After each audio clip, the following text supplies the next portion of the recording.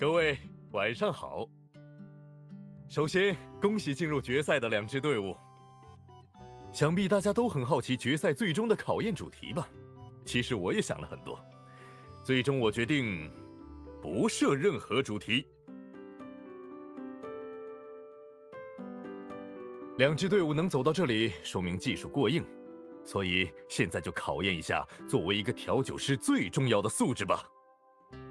请你们发挥自己的创意，调制一杯全新的 mocktail， 并阐述自己的理念。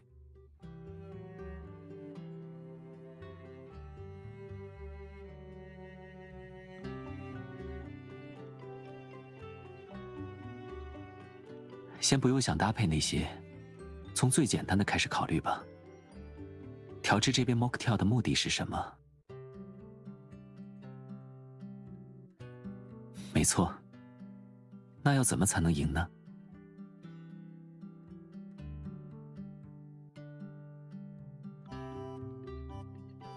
这些都是影响因素，但最重要的，这已经是决赛了。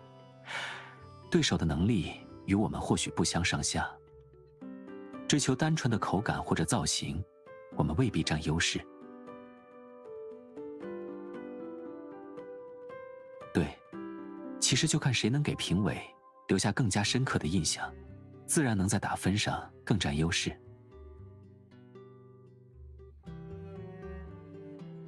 试试不就知道了。不过在此之前，我们必须确定要选择一种什么样的印象传递给他呢？那必须是一种美妙且深刻的印象。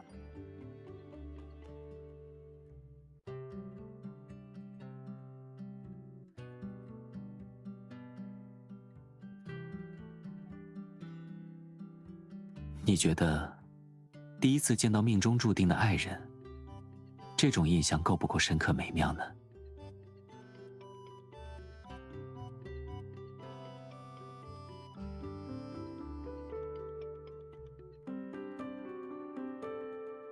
按我调酒的经验，先各自选出一种能代表对彼此第一印象的材料，再从中慢慢调和，找到最合适的比例。你觉得呢？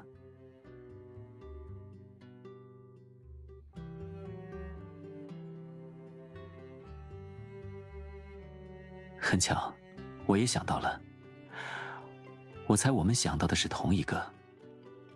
深刻又美妙的印象，一定要叫一见钟情。